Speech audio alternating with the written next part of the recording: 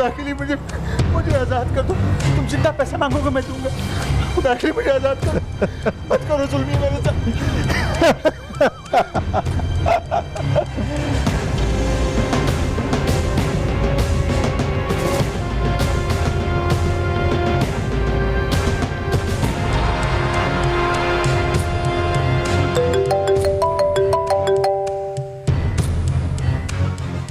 Hello hello.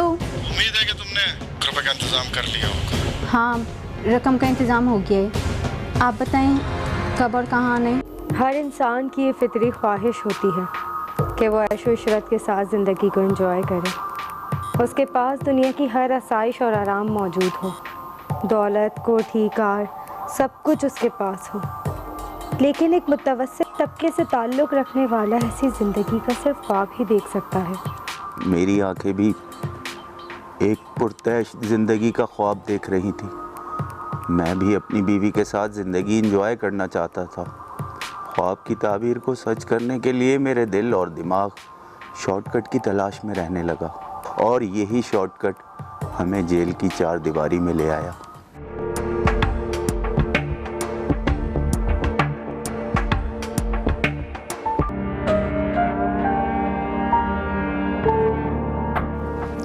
क्या बात है फरियाल, आज बहुत देर लगा दी तुमने। क्या दफ्तर में काम काफ़ी था?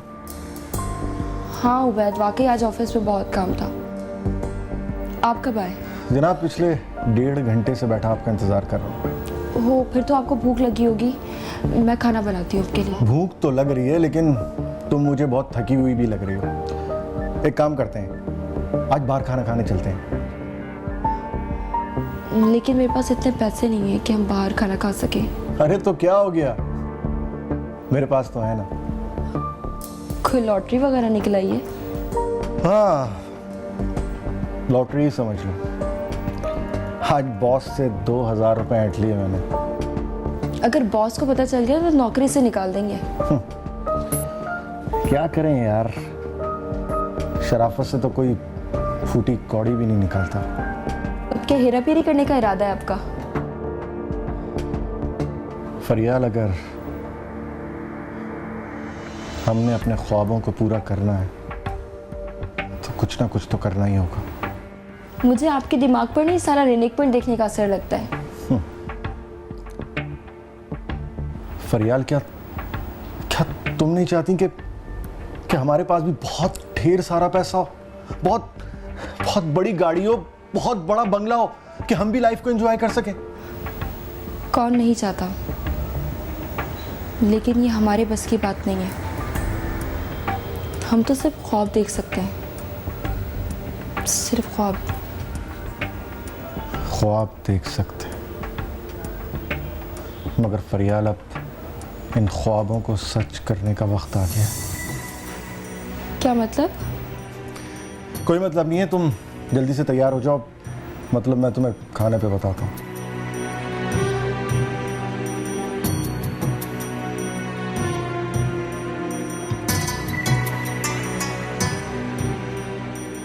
डिनर पर जब उबैद ने मुझे अपने ख्वाब को सच करने के लिए जो रास्ता बताया, उसे सुनकर तो एक लम्हे के लिए मेरे पैरों तले ज़मीन निकल गई थी। मैं सोच भी नहीं सकती थी कि उबैद इस हद तक गिर जाएगा। उबैद चाहता था कि मैं अपने दफ्तर की बहुत ही मोहब्बत के जाल में फंस लूं। उस रात मेरी अजीब सी कैफियत थी, जैसे कि मेरी दिल की धड़कनें किसी बम की तरह चल रही हूँ।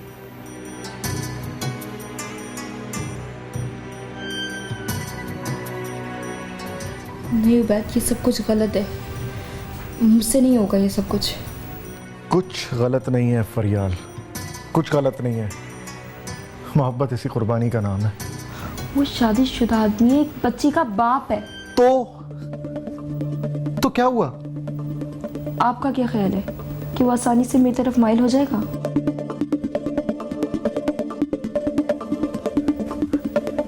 मेरी जान, तुम्हें सिर्फ अपनी फरेब मोहब्बत का जाल बिछाना है, बस। और अगर फिर भी वो इस जाल में ना फंसा तो? तुम बहुत भोली हो फरियाल।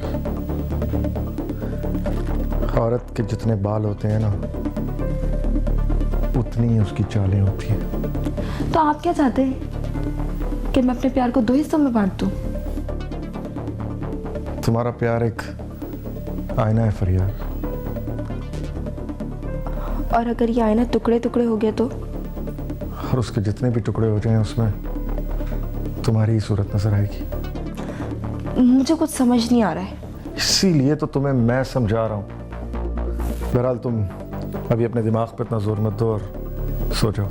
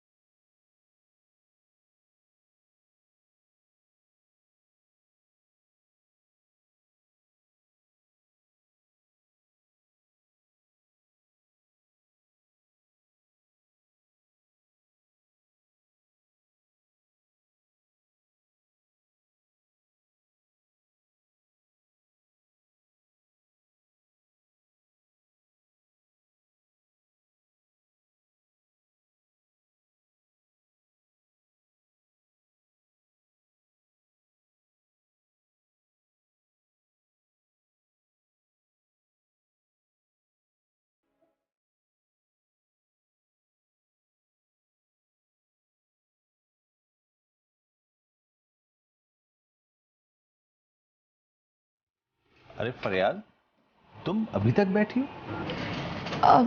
सर वो कुछ काम रह गया था तो सोचा मुकम्मल करके निकलो।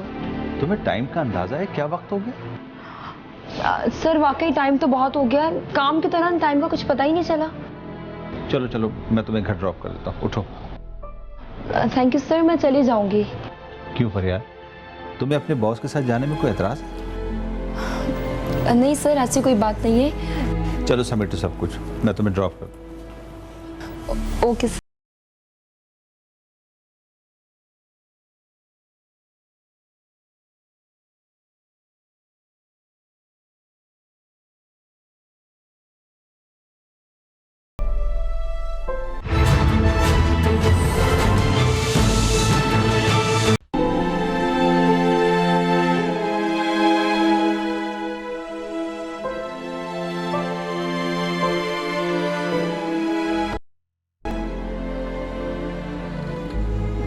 Thank you sir.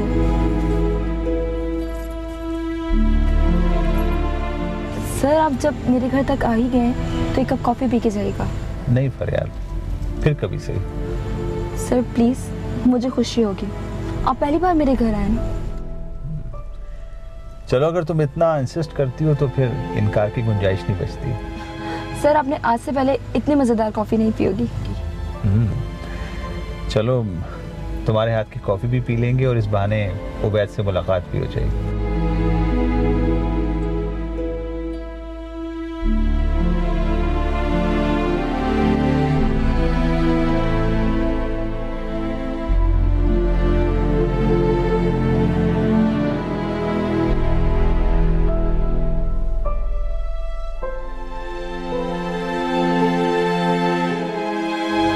तुम्हारे घर में तो ताला लगा हुआ है।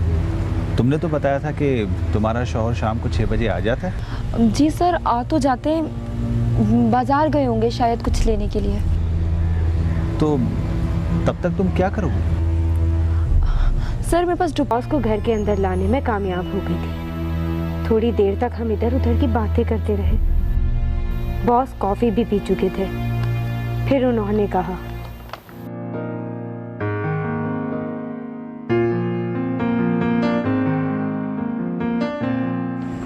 फरियाल, बहुत देर हो गई, उबैद अभी तक नहीं आया।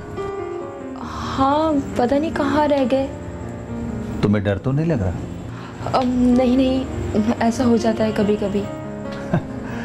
खैर फरियाल, इसमें कोई शक नहीं कि तुम्हारे हाथ की कॉफी वाकई बहुत लाजवाब थी। Thank you. अच्छा, अब मैं चलता हूँ। हाँ जी ठीक है। ओके।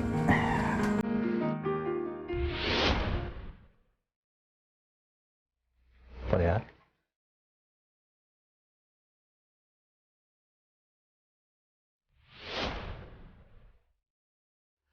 बैठो बैठो।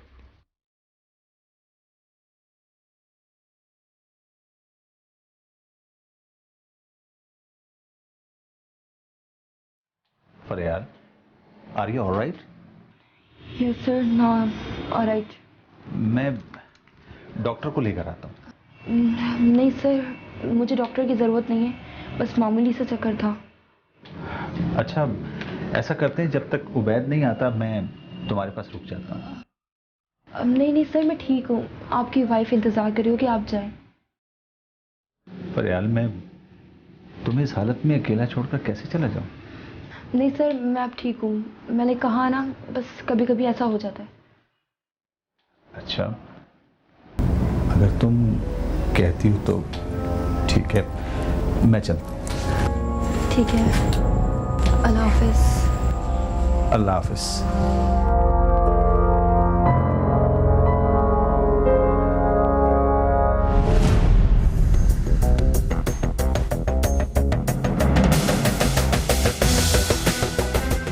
औसम फरियाल, औसम काम किया है तुमने पूरा।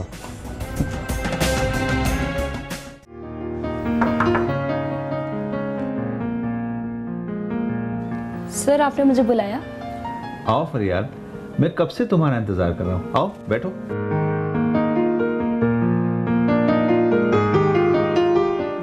सर, मैं तो अपने टाइम पर आ गई थी। और आज मैं तुमसे भी पहले आ गया। अच्छा जी सर, कहिए। सबसे पहले तो ये बताओ फरियाद, तुम्हारी तबीयत कैसी है? सर, मैं ठीक हूँ अब बिल्कुल। वो फरियाद, कल तुम चकरा के मुझ पर गिर गई थी।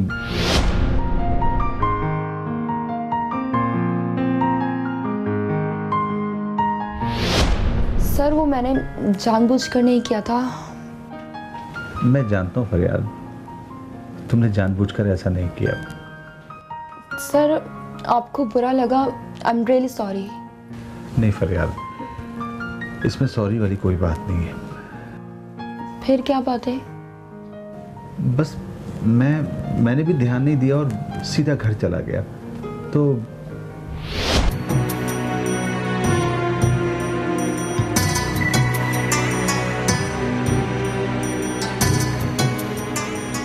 अस्सलाम वालेकुम। वालेकुम सलाम। अरे आप आ गए, मैं कब से आपका इंतज़ार कर रही थी। कहाँ रह गए थे आप? वो एक दोस्त मिल गया था, इसलिए ज़रा देर हो गई। आपका मोबाइल भी स्विच ऑफ आ रहा था। हाँ, इसकी बैटरी डिस्चार्ज हो गई, इसलिए ऑफ हो गया। अच्छा चलें, आप फ्रेश हो जाएं, मैं खाना लगाती हूँ। तो मरियम नज़र नहीं आ रही, कहाँ है? वो भी आपका इंतज़ार करते करते सो गई। ठीक है। अरे ये मुझे दे दें। हाँ, ये रख लो ज़रा। एक मिनट, ये क्या है?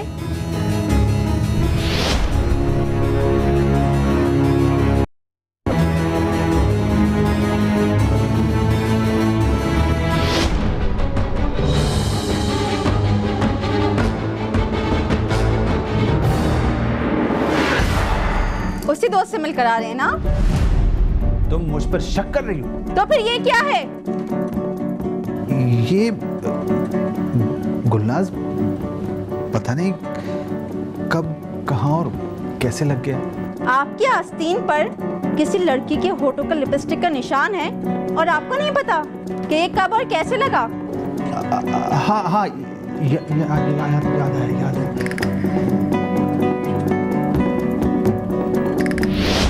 फिलहाल तो मैंने अपनी बीवी को ये कहकर जान छुड़ा ली कि मैं जिस दोस्त से मिलने गया था उसकी छोटी सी बच्ची थी जो आकर मुझसे लिपट गई और यहाँ लिपस्टिक का निशान बन गया। फिर सर, आपकी बीवी ने आप पर यकीन कर लिया? नहीं फरियाद, उसे शक हो गया है कि शायद मेरा किसी से कोई चक्कर है और वो नाराज होकर अपनी अम्मी के घर चली गई। ओह सर, ये तो बहुत बुरा हुआ। मुझे ये डर है फरियाद, कहीं वो मुझसे खला ना मांग ले। मेरा तो सब कुछ उसके नाम पर है। Sir, I am really sorry, आप मेरी वजह से मुसीबत में पड़ गए। फरियाद, तुमसे एक बात कहूँ? जी जी सर, कहिए। अच्छा चलो, कोई और बात कर।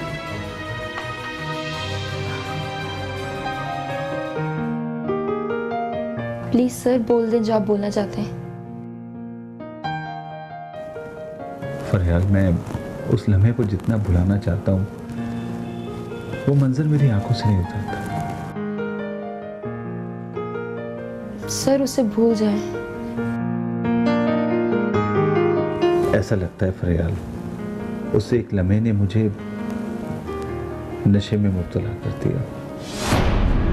ये आप क्या कह रहे हैं? ये सच है फरियाल। यूं लगता है कि मैं मदहोश हो गया।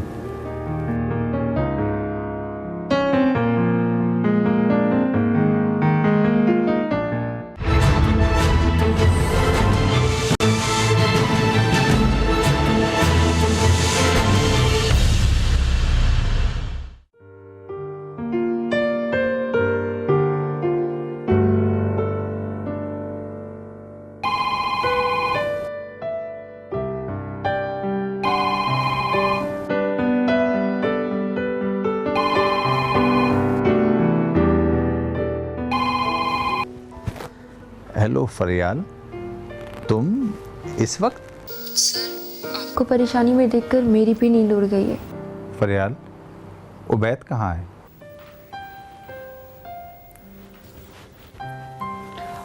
वो तो कब का घोड़े बेचकर सो चुका है। फरियाल, तुम कितनी अच्छी हो, मेरा कितना ख्याल रखती हो। और एक वो सर, अगर उससे आपका ख्याल होता तो वो आपको छोड़कर तो ना जाती। उसे मेरी परवाह कहाँ है फरियाल। लेकिन सर, मुझसे आपकी परेशानी देखी नहीं जा रही। मुझे तो आपकी परवाह है ना। तुम्हें मेरी परवाह क्यों? सर, जिस तरह आपकी बीवी को आपकी परवाह नहीं, उस तरह उबैद को मेरी परवाह नहीं है। मतलब तुम उबैद के साथ खुश नहीं? सर, वो मुझे क्या खुशी देगा? उसके पास है ही क्या मुझे देने के लिए? फरियाल, कहीं हम दोनों की सोचें एक जैसी तो नहीं? यस सर, मैं भी अपनी मर्जी से एक आज़ादी की ज़िंदगी गुजारना चाहती हूँ। तुम क्या चाहती? सर, मेरी ख्वाहिश है कि मुझे ज़िंदगी की हर आसाइश और ऐशो आराम मिले। अगर मैं तुम्हारी ये ख्वाहिश पूरी कर दूं तो? सर, आपकी बीवी और बच्ची के होते हुए आप ये सब कैसे कर सकते हैं? अरे मैं उनको छोड़ दूंगा। क्या तुम मेरे खातिर ये सब कुछ कर सकती हो? सर, अगर मुझे आपकी तरफ से मजबूत सहारा मिल जाएगा तो मैं एक मिनट भी नहीं लगाऊंगी। इसका मतलब तो ये हुआ कि हम दोनों मोहब्बत की एक ही कश्ती में सवार हैं। हमें पूरा यकीन था कि अब वो ख़ानदान और मार्केट में अपनी साख और अपनी इज्जत को बचाने के लिए अपना सब कुछ दांव पर लगा देगा। पहले ही वार में उसे ऐसा झटका लगा कि वो सोच भी नहीं सकता था।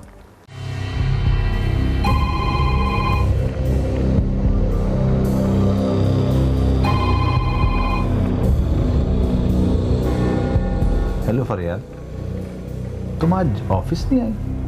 सर, शायद अब मैं कभी भी ऑफिस ना आ सकूं। क्यों? और वो जो रात को तुमने मुझसे बातें की फोन पर, वो उबैद ने वो सारी बातें सुन ली हैं सर। कैसे? वो तो सो रहा था। मुझे नहीं पता था कि उन्होंने मेरे मोबाइल में कॉल रिकॉर्डिंग ऑन कर रखी है। ओह माय गॉड, फरियाल ये तो खासी गड़बड़ हो गई। सर, उन्होंने कहा कि मेरी सज़ा ये है कि अब वो मुझे कभी नहीं छोड़ेंगे। Oh no. और सर, साथ में ये भी कहा है रिकॉर्डिंग आपकी बीवी को भी सुना देगा। उसे रोको फरियाल, गुलनाज तो मेरा जीना हराम कर देगी। सर, बस अब एक ही सूरत है उस जुआरी और नशेबाज शख्स को रोकने की। जल्दी बताओ फरियाल, मैं हर सूरत उसे रोकने के लिए तैयार हूँ। सर, कुछ रकम देकर उसका मुंह बंद हो सकता है। कितनी रकम चाहिए फरियाल? मैं देने को तैयार हूँ। किसी भी सूरत गुलनाज तक उसे नहीं पहुँचना चाहिए।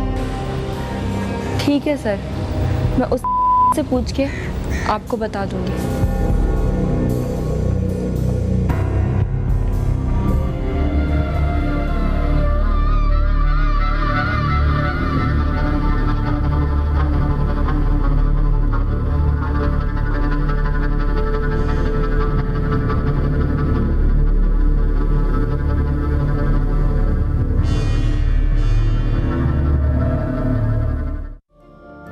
मैंने अपने बॉस को फ़ोन करके बता दिया था कि मैं रकम लेने आ रही हूँ। बॉस ने 5 लाख रुपए का चेक मुझे दे दिया। पर यार तुम भी? सर मैं आपसे इस वक्त कोई बात नहीं कर सकती। बाहर उबैद मेरा इंतज़ार कर रहे हैं, मैं चलती हूँ। अल्लाह हाफिज़।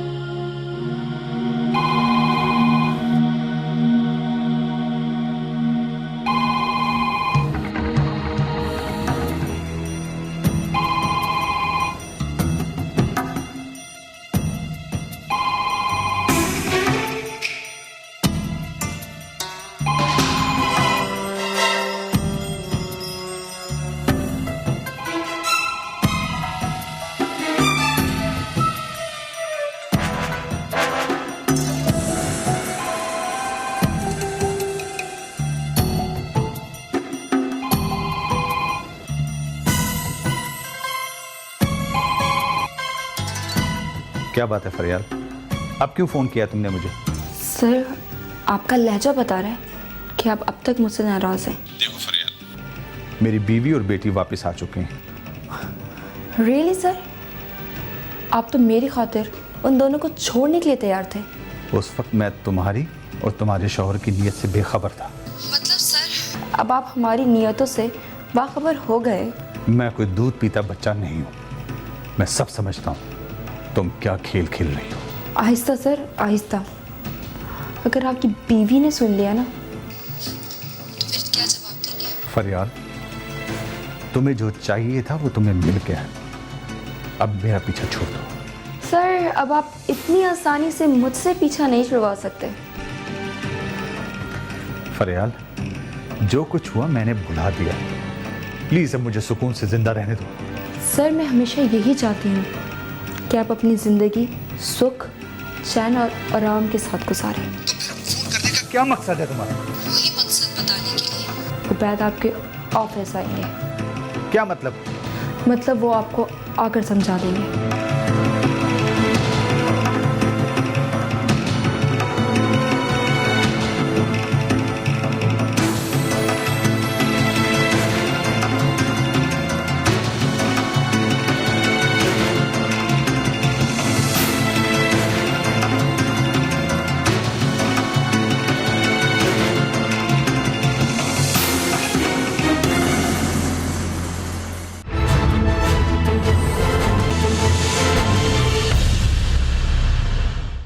अभी अरसलान पहले वार का सदमा झेल ही नहीं पाया था कि उबैद ने दूसरा वार कर दिया। उबैद दूसरे दिन अरसलान के दफ्तर में उन तस्वीर के साथ उसके सामने मौजूद था जो उसने मेरी और बॉस के घर पर होने वाली वो पहली मुलाकात पर उस वक्त उतारी थी जब मैं जानबूझकर उस पर गिरी थी। अरसलान उन तस्वीर को देखकर परेशान हो गया। ये मत समझना अरसलान साहब कि ये तस्वीरें सिर्फ तुम्हारी बीवी को दिखाने के लिए हैं। फिर और क्या मकसद हो सकता है तुम्हारा?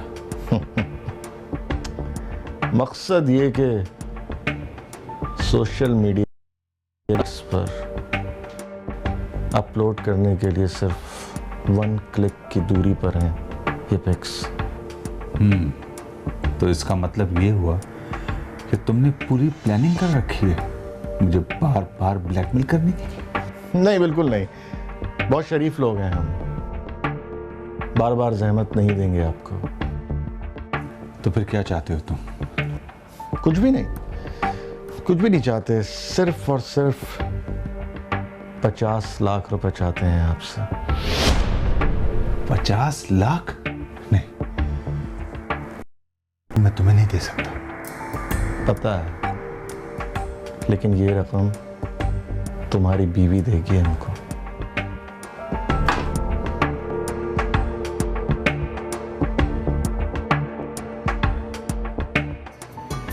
लेकिन इस बार उसने हमसे कसम दी कि आइंदा हम उसे कभी ब्लैकमेल करने की कोशिश नहीं करेंगे।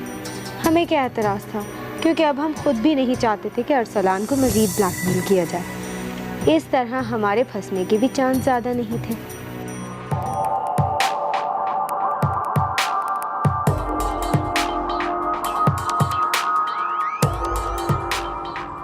तुम तो हमसे भी ज़्यादा ड्रामेबाज निकले अरसलान साहब।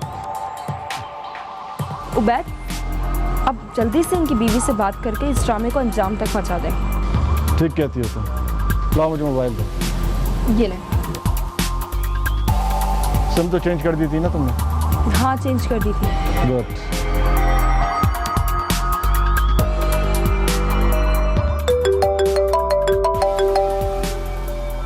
हेलो। आपके प्यारे शौहर अरसलान साहब इस वक्त हमारे मेहमान हैं। दीजिए बात कीजिए उनसे। अरसलान, कहाँ हैं आप? कौन है ये लोग? आपका मोबाइल भी स्विच ऑफ जा रहा है। गुलनाज, इन लोगों ने मुझे अगवा कर लिया है। क्या अगवा? लेकिन क्यों? हाँ, ये क्यों का जवाब तुम्हें हम देंगे मैडम। कौन हो तुम और क्या चाहते हो? डील वाली बात। कौन हूं मैं? अगवाकार। क्या चाहता हूँ? सिर्फ 50 लाख रुपए। 50 लाख? मुझे पूरी उम्मीद है कि अगली कॉल तक तुम 50 लाख रुपए का इंतजाम कर लोगे। और अगर तुमने जरा सी भी होशियारी की तो तुम्हें बेवा होने से और तुम्हारी बच्ची को यतीम होने से कोई नहीं बचा पाएगा।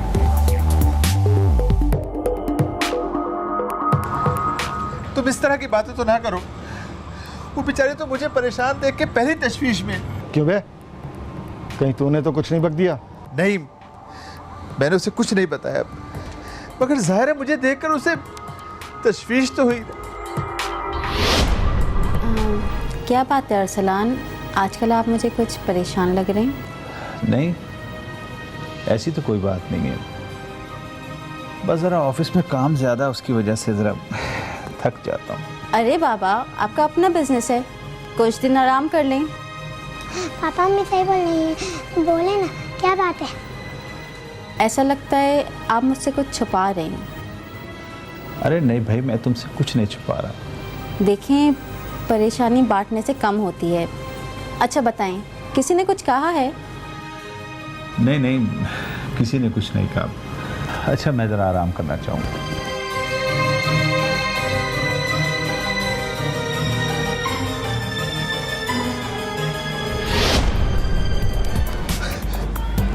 मेरा ख्याल है उबैद, अब हमें देर नहीं करनी चाहिए। तुम ठीक कहती हो फरियाल। मैं इसकी बीवी को दोबारा कॉल करता हूँ।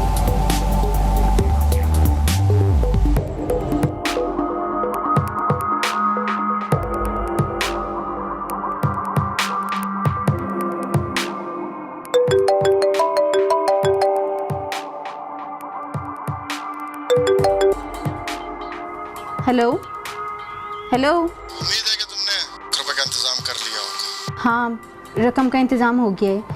आप बताएं कब और कहाँ आना है? 1.5 घंटे बाद मैं तुम्हें एयरपोर्ट पे टर्मिनल 1 पे मिलूंगा। और वहाँ पहुँचकर मैं तुम्हें कॉल करूँगा कि तुम्हें रकम कहाँ और किस तरह देंगे, समझी?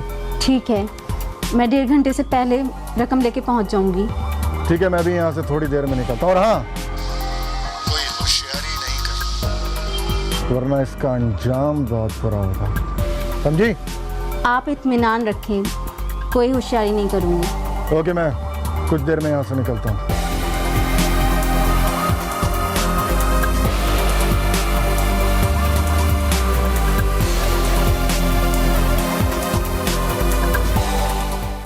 इंसान सोचता कुछ है और होता कुछ है।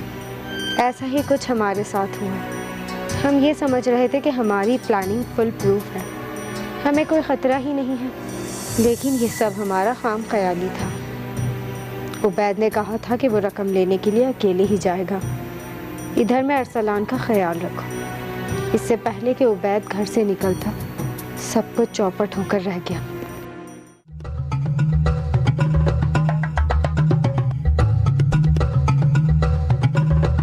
फरियाल, मेरे ख्याल में मैं निकलता हूँ। हाँ, वैसे भी इनकी बेगम साहिबा आपका इंतज़ार कर रही होंगी। मेरा इंतज़ार? चलो भाई ठीक है, इस बहाने इसकी बीवी से मुलाकात ही हो जाएगी। बकवास मत करें। अच्छा जनाब, तो अब ये बकवास हो गई। आप जाते हैं, मैं बताऊँ आपको। चलो ठीक है, मैं निकलता हूँ। खबरदार, अगर हिलने की कोशिश की तो मैं गोली मारूंगा तुझे। जल्दी से तलाशी लो इसकी, गन सीने से। अब इसका खेल खत्म हो गया, खोलो इसको।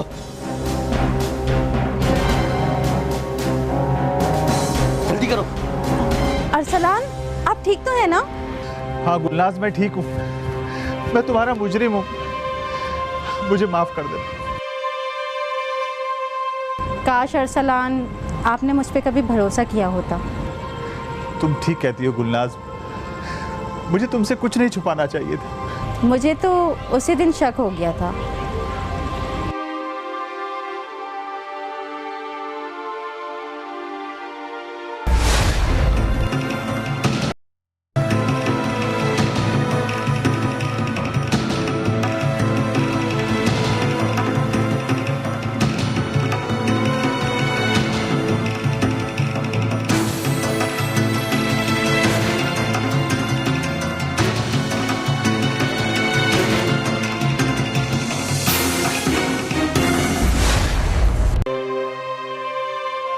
मैं उसी दिन समझ चुकी थी कि कोई ना कोई गड़बड़ ज़रूर है।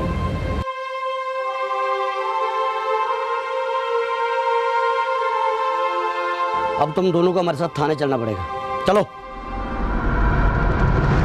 बाद में हमें पता चला कि गुलनाज को उसी दिन शक हो गया था जब वो घर वापस आई थी और उसने कुछ बातें उस रात सुन भी ली थी। फिर गुलनाज ने पुलिस को एतमाद में लेकर सब बता दिया। आखिरी बार जब उबैद ने गुलनाज को कॉल की थी, पुलिस ने उस कॉल की मदद से हमारी लोकेशन ट्रेस कर ली थी और फिर उन्हें हम तक पहुंचने में देर न लगी। इंसान ख्वाहिशात का गुलाम है और इसी गुलामी के नतीजे में वो जुर्म करने से भी नहीं चूकता। पुलिस ने केस का चालान बनाकर अदालत में पेश किया। अदालत ने हमारे एतराफ़ जुर्म पर हमें धोखाधड़ी, फराड और अगवा बराए तावान के केस में सज़ा सुनाकर जेल भिजवा दिया।